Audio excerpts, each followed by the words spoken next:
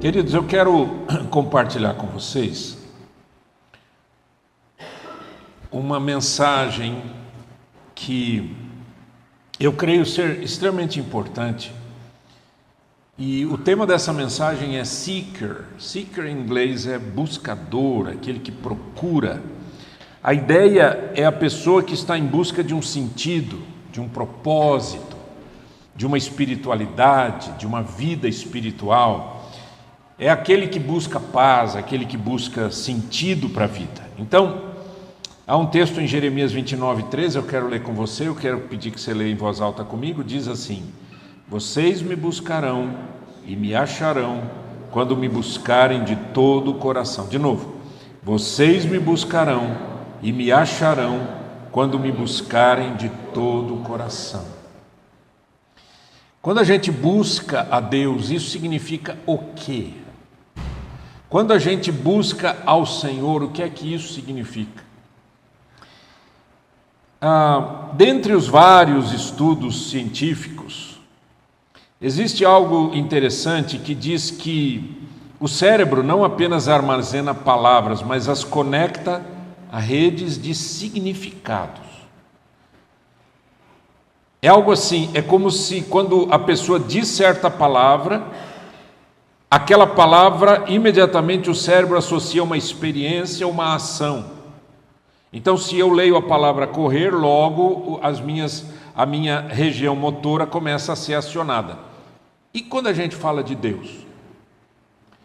Em pessoas que mantêm práticas espirituais e religiosas ativas, a simples menção do termo Deus pode acionar redes neurais ligadas à sensação de conforto, reverência, experiência do sagrado.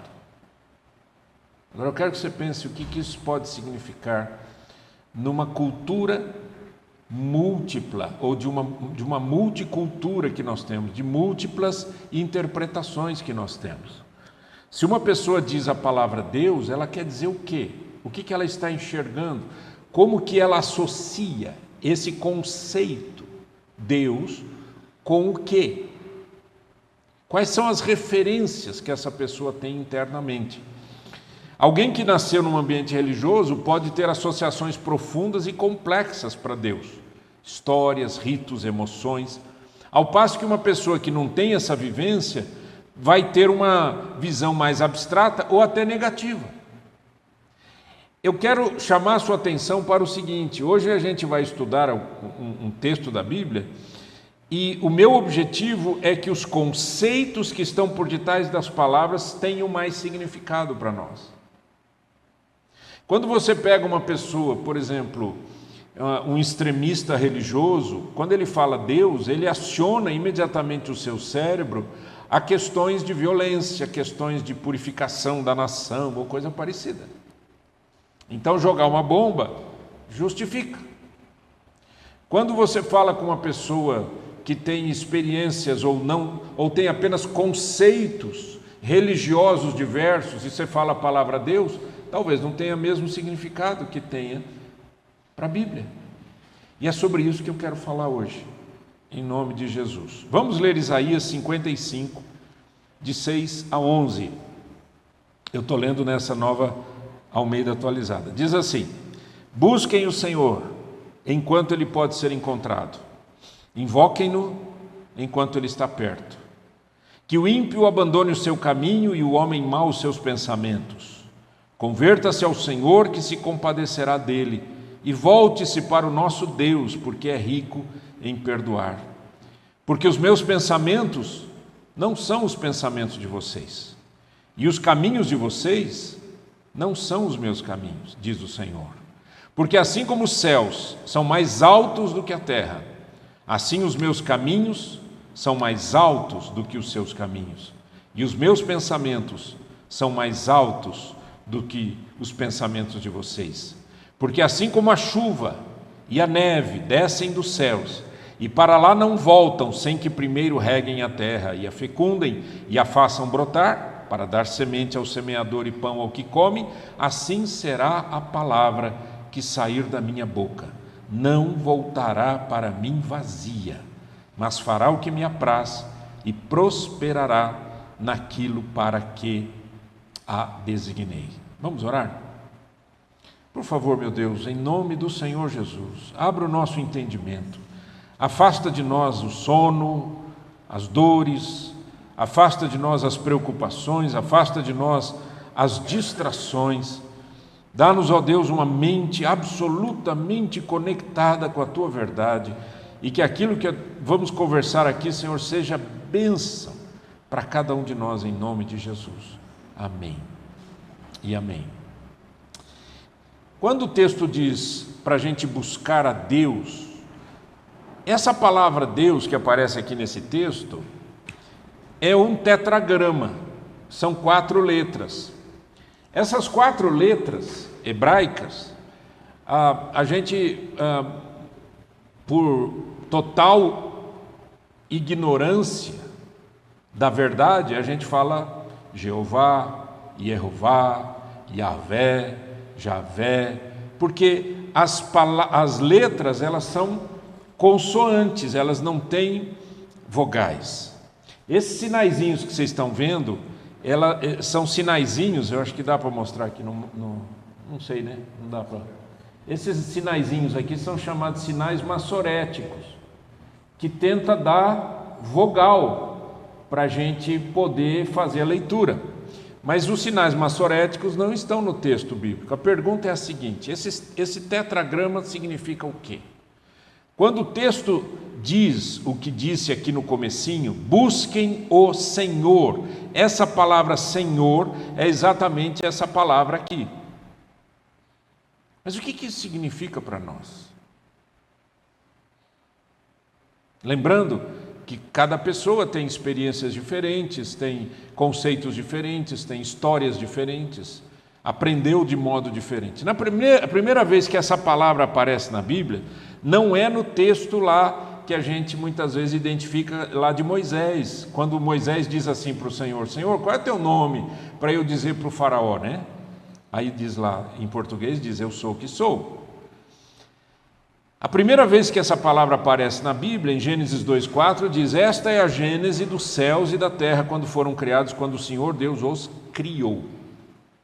A conexão da palavra Senhor com a criação e a palavra Deus com a criação. Aí você vai dizer: mas por que Senhor Deus? Porque são 2 palavras hebraicas aqui. Aparecem 2 palavras hebraicas. No judaísmo, eles não citam necessariamente, eles não citam como que se lê esse tetragrama, por ser muito sagrado. Então eles, por muito respeito, eles utilizam ou Adonai, ou eles usam Hashem, que é o nome, quer dizer, o nome. Agora eu quero ver esse versículo aqui. Então, quando ele diz a gênese do céu e da terra, quando foram criados, quando o Senhor, a palavra Senhor que aparece aqui, são essas 4 letras. E a palavra Deus que aparece aqui é a palavra Elohim. El, de poder, né? A gente sempre vê El como Deus, né? Nome Daniel, Gabriel, né? El é Deus.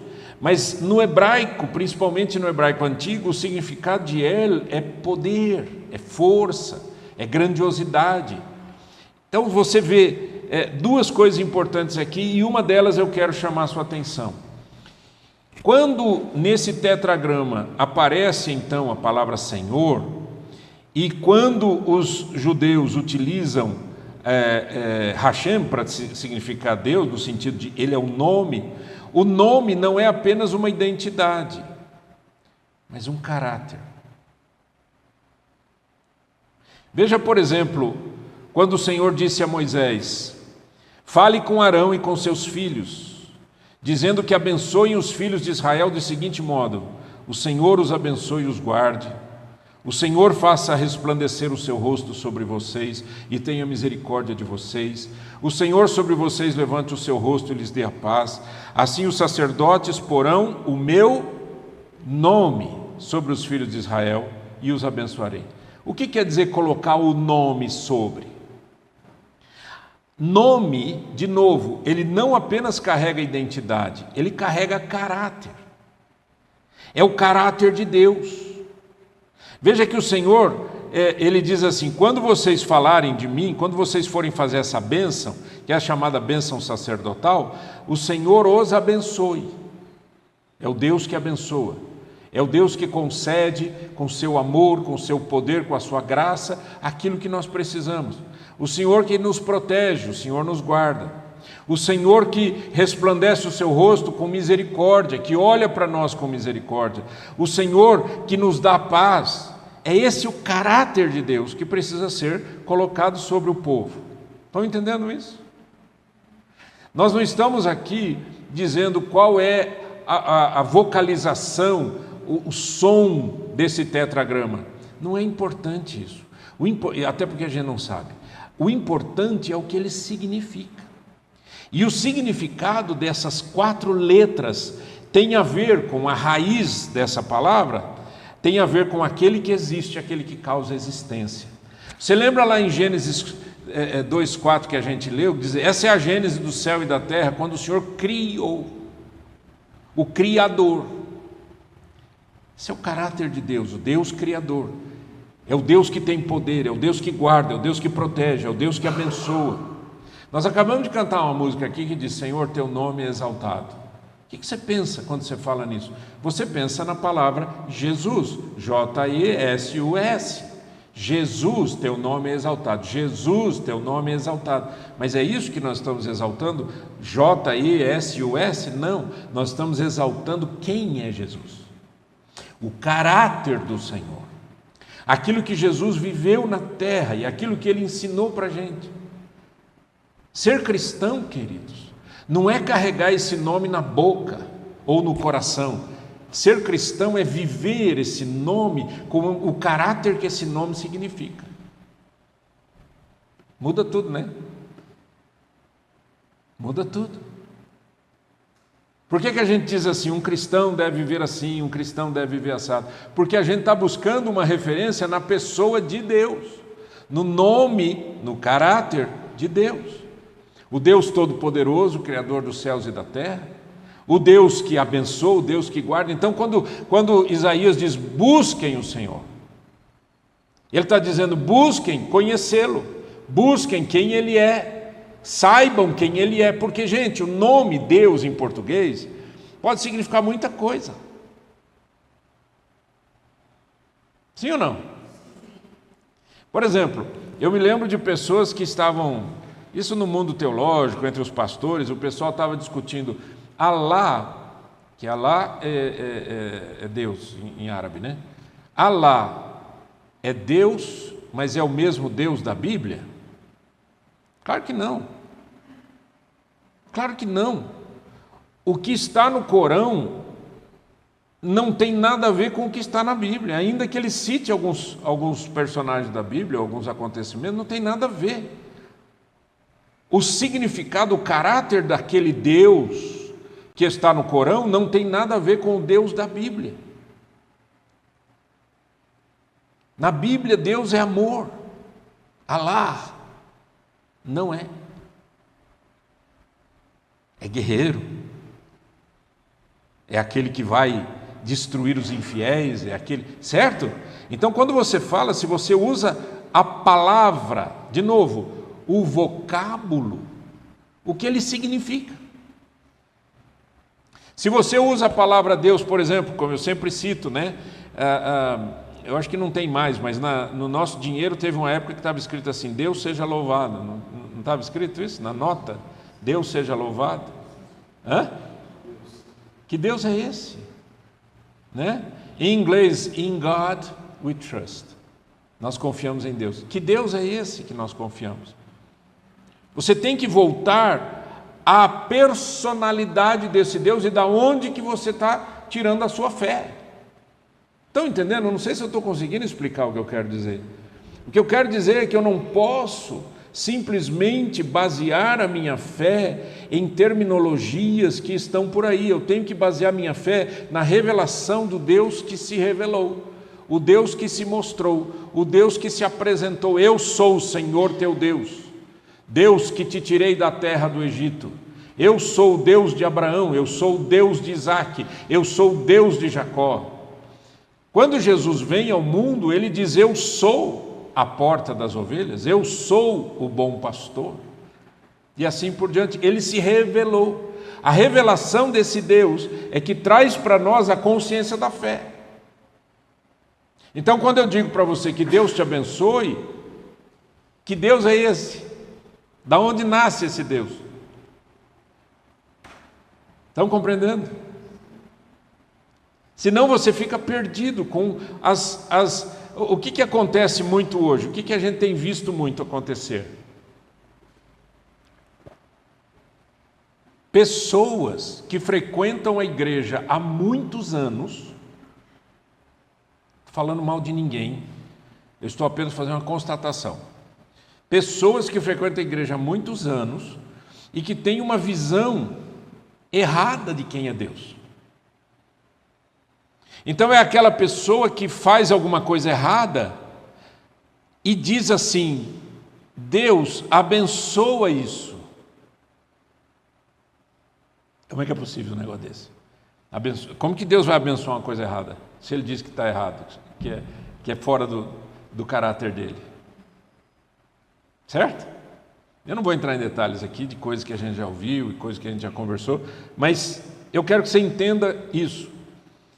Eu e você precisamos mergulhar para dentro do caráter de Deus, ao invés de simplesmente sermos papagaios e ficarmos repetindo o nome de Deus aqui, o nome de Deus ali. Então parece, sabe, se aparece um grupo ali e faz alguma coisa que você acha interessante e fala no nome de Deus, você corre lá: não, eles são de Deus. Que Deus é esse?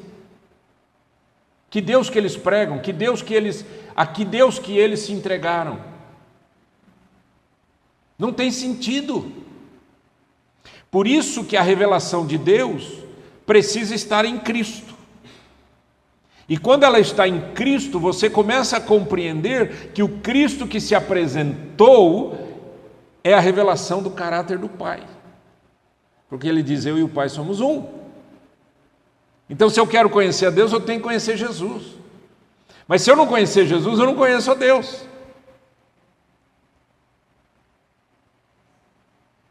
E você percebe pessoas que dizem: eu amo a Deus. Aí você fala de Jesus e ele diz: não, eu tenho a minha religião. Porque os conceitos são absolutamente diferentes. Estão entendendo, queridos? Estou confundindo? Ok.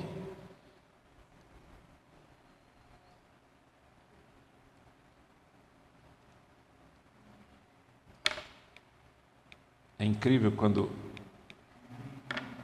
trava, né? É bonito isso.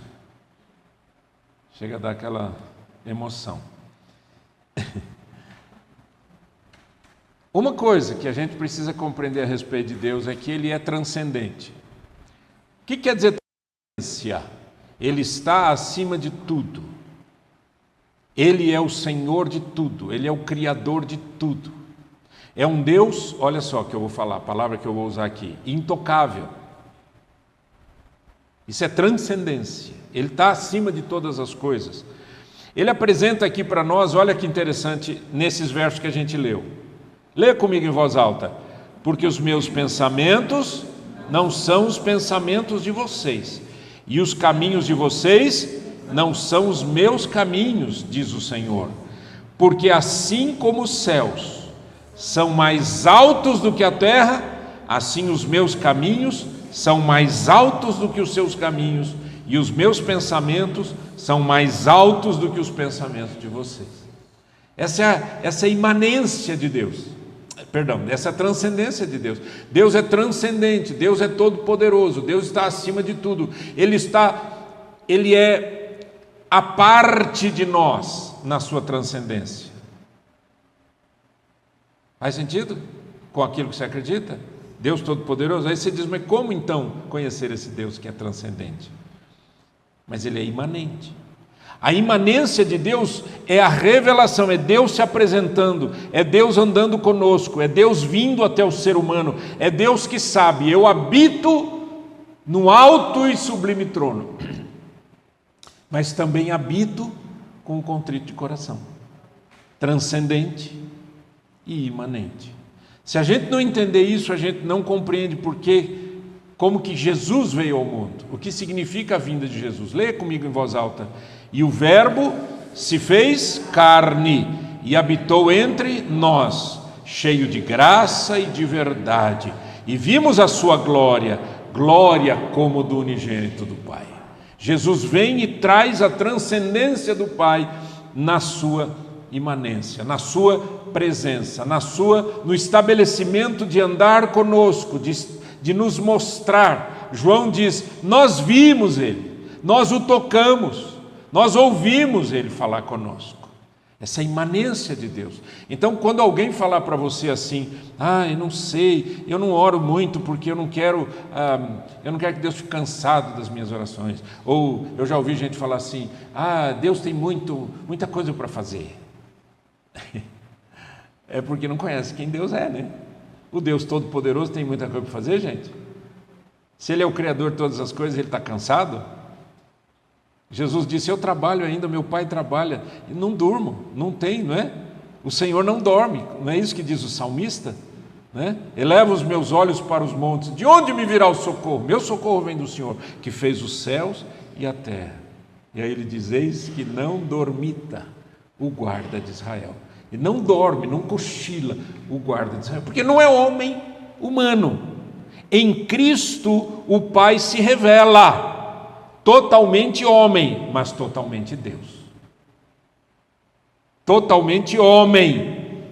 E na sua encarnação, no fato de Jesus ser homem, ele dormia, ele tinha fome, ele tinha as suas necessidades. Mas ao ressuscitar, termina tudo isso. Amém, queridos? Tudo bem? Outra coisa que o texto nos diz é que esse Deus convida a qualquer pessoa. Busquem o Senhor enquanto Ele pode ser encontrado. Invoquem-no enquanto Ele está perto. Busquem o Senhor. Podem buscar quem? Qualquer pessoa. Graças a Deus por isso, né, gente? Né?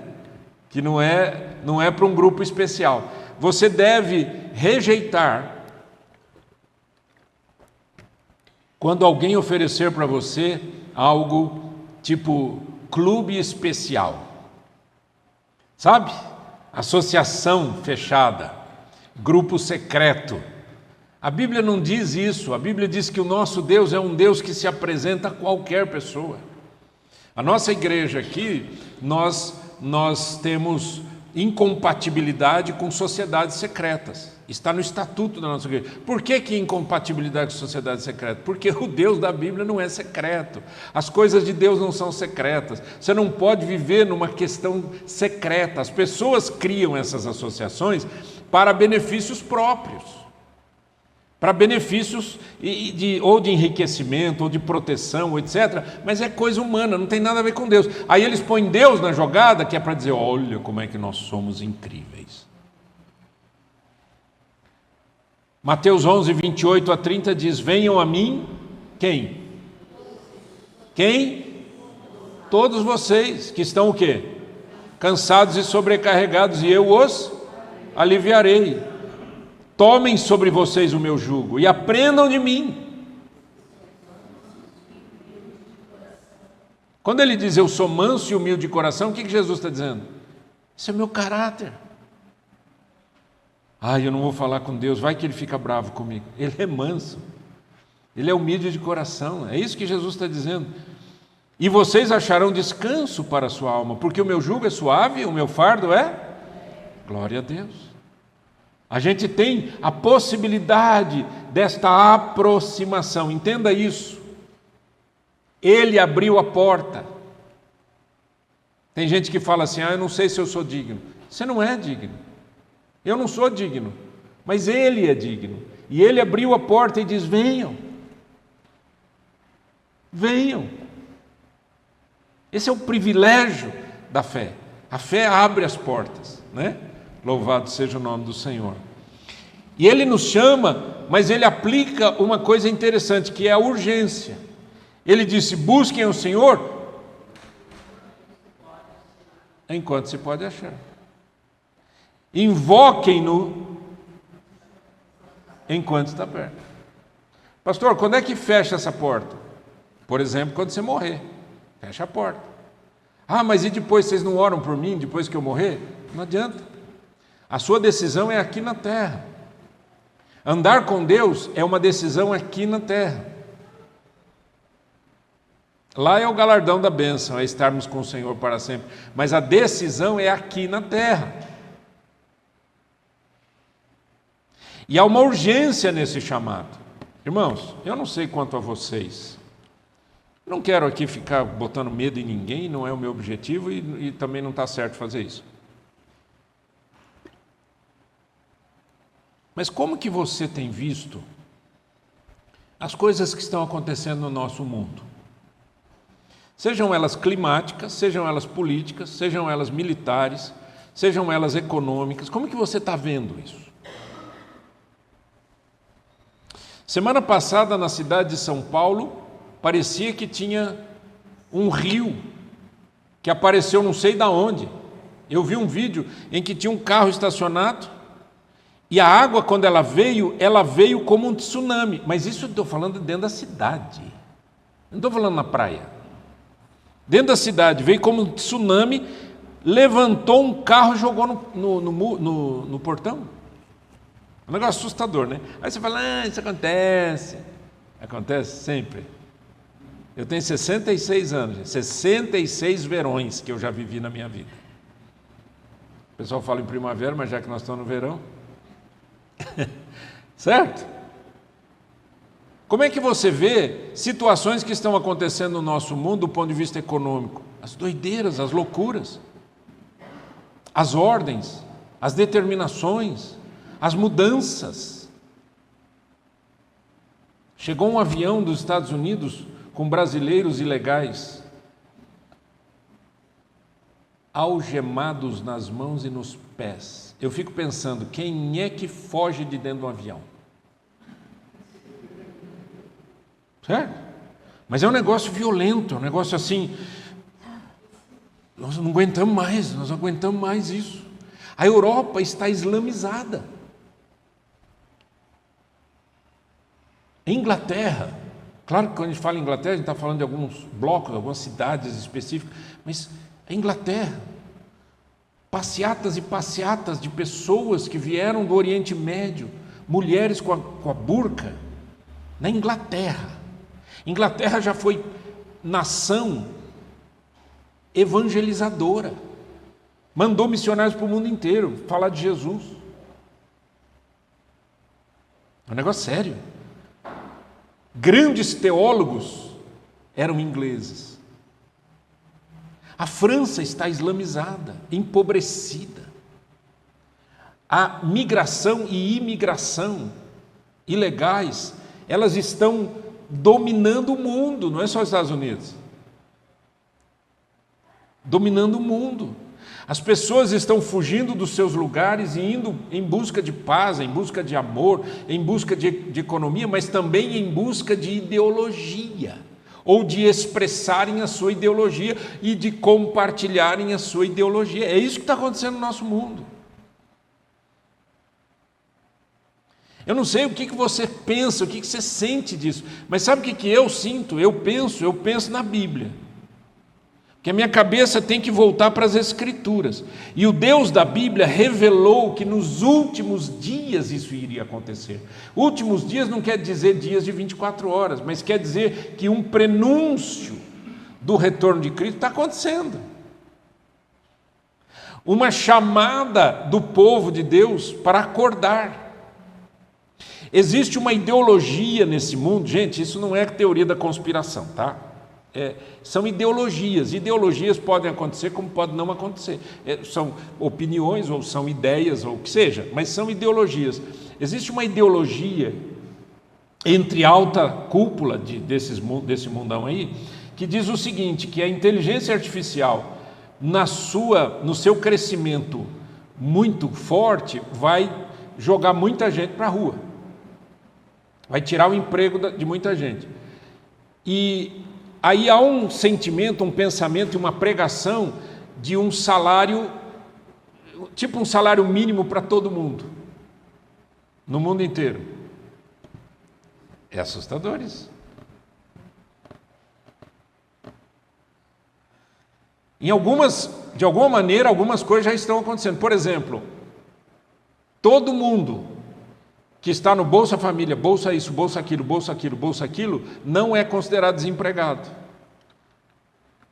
Não entra na estatística de desemprego no Brasil. Eu não estou aqui querendo que você aceite o que eu estou falando, não. Eu só estou dizendo coisas que eu leio e coisas que eu assisto. O que eu quero dizer para você é que há uma urgência do chamado de Deus para nós. Não espere. Leve essa mensagem para os seus amigos, leve essa mensagem para os seus parentes. Há uma urgência, é Deus chamando. Busquem o Senhor enquanto se pode achar.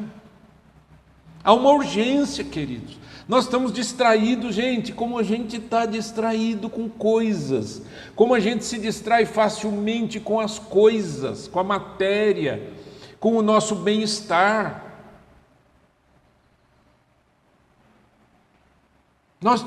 O mundo está sofrendo, o país está sofrendo, as cidades estão sofrendo. Esses dias eu fiquei pensando assim, eu estava pensando, nossa, a gente podia, está tão difícil ir para o sul, né? Tanto problema, estrada, cai isso, cai aquilo, quebra isso, quebra aquilo. Se a gente for para o norte, se for para o norte já fecharam a estrada ali perto de Tibagi, não sei o quê, porque o asfalto cedeu. Imagina amanhã depois você falar assim, não dá para eu sair de Curitiba. Eu não estou dizendo que isso é uma desgraça, eles vão arrumar e está tudo certo. O que eu estou dizendo é, para de ficar distraído. Há uma urgência no chamado de Deus. Para de ficar distraído. A gente se distrai com muita facilidade, com muitas coisas. Olha o que o texto bíblico diz em 2 Coríntios 6, 1 e 2. O apóstolo Paulo diz assim, e nós, na qualidade de cooperadores com ele, também exortamos a que vocês não recebam em vão a graça de Deus. Porque ele diz, no tempo aceitável eu escutei você, e no dia da salvação eu socorri. Eis agora o tempo oportuno, eis agora o dia da salvação. É agora, é já. Entrega a sua vida ao Senhor, ajude as pessoas a conhecerem isso. Eu não estou pregando para você ficar feliz hoje, domingo. Eu estou pregando para você carregar essa mensagem no seu coração e dizer, isso tem significado, é importante para os meus parentes, é importante para os meus amigos, é importante para as pessoas. Pastor, mas eu tenho uns parentes que, olha, só Deus. Aleluia, você chegou na conclusão certa, é só Deus mesmo. A gente não convence ninguém. De onde você tirou isso, que a gente convence alguém? Ninguém é convencido por nós, é pelo Espírito Santo, mas existe uma mensagem urgente, é Deus chamando e dizendo, vamos gente, vamos, acordem, as coisas estão acontecendo. Outra coisa desse Deus todo-poderoso, Criador dos céus e da terra, aquele que dá vida, aquele que promove a vida, né? É que ele promete e cumpre. Existem promessas nas Escrituras e essas promessas ele cumpre. Verso 10, vamos ler juntos comigo em voz alta? Por favor, lê comigo. Porque assim como a chuva e a neve descem dos céus e para lá não voltam, sem que primeiro reguem a terra e a fecundem e a façam brotar, para dar semente ao semeador e pão ao que come, assim será a palavra que sair da minha boca. Não voltará para mim vazia, mas fará o que me apraz e prosperará naquilo para que a designei. Então entenda uma coisa, quem disse isso foi Deus, só Deus pode fazer isso. Fuja desses movimentos e dessas igrejas que dizem, determine, irmão, você tem que determinar, diga para Deus, é assim que a coisa tem que acontecer. De onde que sai uma besteira tamanha dessa?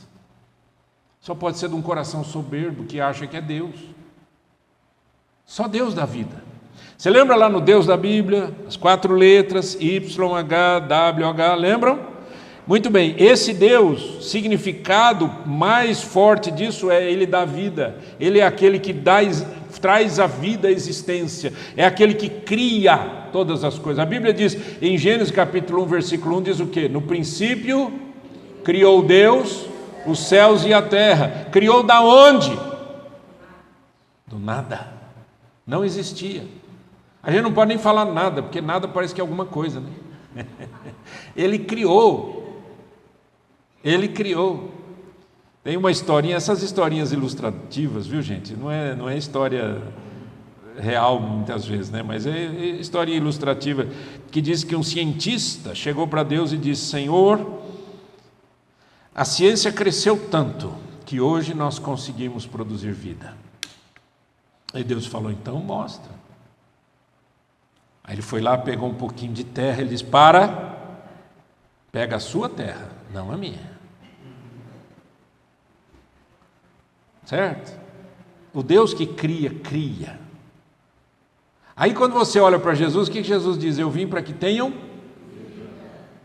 Quem que dá vida, gente? Você acha que é o ser humano que dá vida? Eu vou dizer, eu vou definir, eu vou declarar, eu vou desbloquear, eu vou resolver. De vez em quando eu recebo, alguém manda para mim um vídeo de um desses caras que mistura autoajuda com mensagem não sei de onde, com filosofia, com ciência, com não sei o quê, e bota isso dentro da Bíblia. Você tem que nascer da Bíblia para fora e não trazer para dentro da Bíblia as coisas. E tem gente que fala assim: pastor, eu sei que é longo este vídeo, mas se você puder assistir, eu olho e digo: não vai dar. Eu não tenho tempo para isso, desculpa, eu não tenho tempo para ficar 1 hora ouvindo um cara falando coisas. Outro dia eu perguntei para minha cunhada, né? Ontem, né, Cláudia? Eu falei: Cláudia, uma pessoa que não é um psicólogo pode se dizer psicólogo e atender como psicólogo? Não. Um médico que não é médico pode atender como médico? Não, pode ir preso, inclusive. E por que pastor se vira pastor?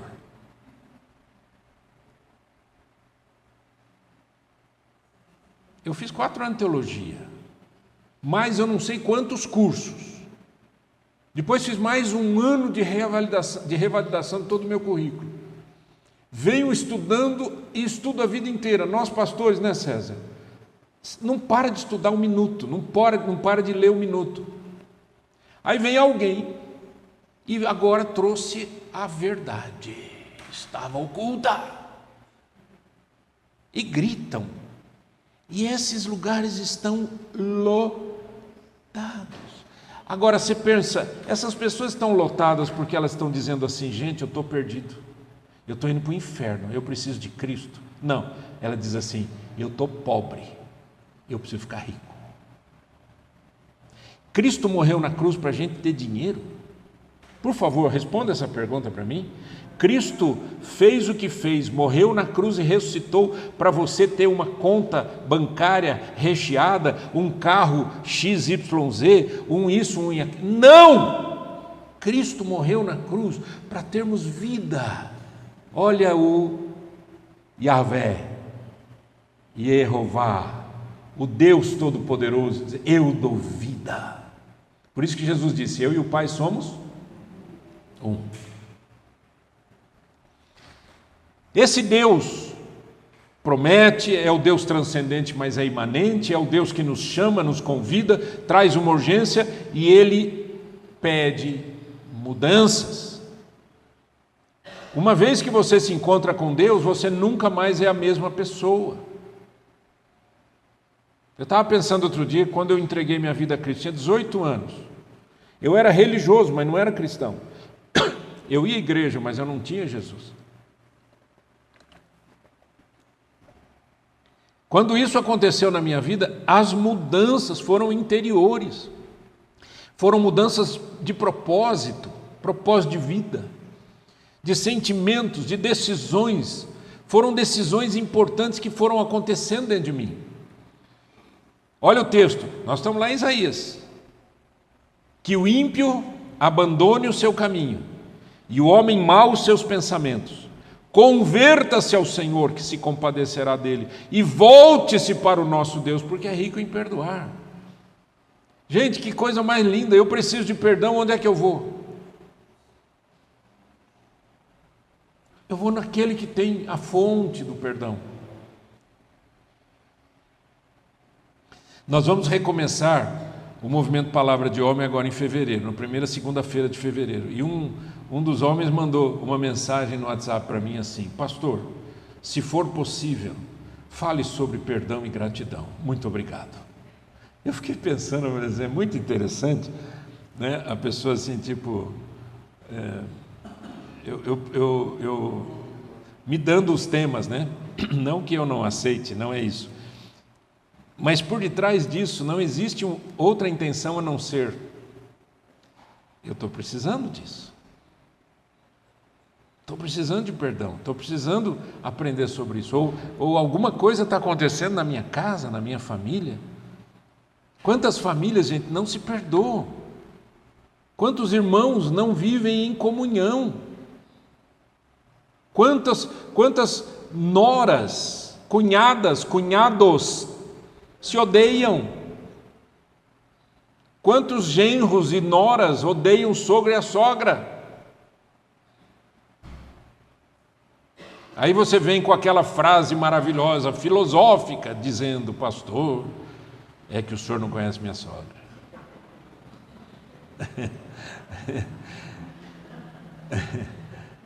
Tem nada a ver uma coisa com outra, tem a ver com perdão. Agora, o que o texto diz? O ímpio deve abandonar. É o que, gente? Contem para mim, o que é abandonar? Abandonar é deixar ali no cantinho e pegar a hora que eu quero? Qual que é o sentido da palavra abandone? Nunca mais. Nunca mais. Eu era assim, não sou mais. Eu fazia isso, não faço mais. Eu sentia isso, não sinto mais. Abandone o seu mau caminho. O homem mau, os seus... Gente, tem gente que a gente chama essas pessoas... Esqueça o que eu vou falar. Mas tem pessoas que promovem, que geram dentro de nós uma sensação ruim e que a gente quer se afastar dessas pessoas. E quem são essas pessoas? São aqueles que só reclamam da vida, que querem o mal de todo mundo. Eu ainda de vez em quando ainda recebo alguns vídeos, não peço para ninguém, mas mandam para mim, né, o pastor precisa ficar sabendo dessas coisas. E são aqueles vídeos políticos, ou falando mal do presidente, ou falando mal não sei de quem, ou falando mal não sei das quantas, ou falando mal não sei o quê. E eu fico pensando, gente, qual é o objetivo disso? Essas pessoas ainda acreditam que a salvação vem dos homens? Você ainda acredita que a solução do mundo está em pessoas? Dá uma olhada nos líderes mundiais, eu não lê notícia não? Um mais troncho que o outro, um mais doido do que o outro,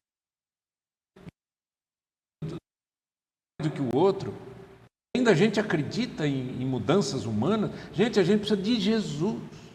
Por isso que o texto diz: abandona seus maus pensamentos, pensamentos ruins, pensamentos prejudiciais.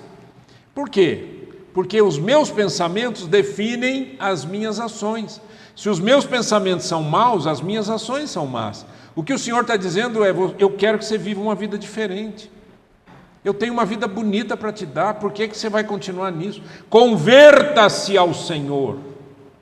Não é converta-se ao Deus Todo-Poderoso. Não é converta-se à sua religião, converta-se à sua igreja, converta-se a esse grupo, aquele grupo. Converta-se a Deus, ao Todo-Poderoso, ao Criador de todas as coisas. Volte-se para Ele, diz o texto, porque Ele é rico em perdoar. Eu já falei várias vezes, mas volto aqui e digo: quem revelou perfeitamente Deus a nós? Jesus, porque Ele é Deus, é o Deus encarnado. João 1, 15 a 18 diz assim, estou terminando. João dá testemunho, João Batista dá testemunho a respeito de Jesus e exclama: este é aquele de quem eu dizia, ele vem depois de mim, mas é mais importante do que eu, pois já existia antes de mim. Porque todos nós temos recebido da sua plenitude graça sobre graça. Você fala isso de um homem? Você fala isso de uma pessoa? Nossa, eu tenho recebido a plenitude do Zé, a plenitude de João. Você fala isso de uma pessoa? Não, você fala isso de Deus. Eu tenho recebido plenitude, graça sobre graça. Porque a lei foi dada por meio de Moisés, a graça e a verdade vieram por meio de Jesus Cristo. Ninguém jamais viu a Deus. O Deus unigênito que está junto do Pai é quem o revelou. Glória a Deus por isso, né? Jesus é Deus. Confesse isso, Jesus é Deus. E você? O que é que você vai fazer? Lembra que o tema dessa mensagem é buscadores, né? Seekers, buscadores. Os buscadores precisam encontrar, né? Não adianta você ficar buscando o resto da vida, não, filho. Ah, não, eu estou fazendo aqui uma avaliação, não sei disso, não sei daquilo. Entenda uma coisa: quando você busca Deus, você encontra Deus. Quando você não busca Deus, você encontra outras coisas. O Deus Todo-Poderoso. Amém, queridos? O que você vai fazer com essa mensagem? Você vai ensinar para os outros? Você vai levar para outras pessoas? Ou talvez você hoje tenha que entregar a sua vida a Cristo. Tenha, não porque eu quero, tenha porque só assim que termina a sua busca. Só assim que termina a sua busca. Vamos ficar em pé, queridos? Vamos orar? Feche os teus olhos. Pense no que você ouviu. Pense no que você ouviu, por favor.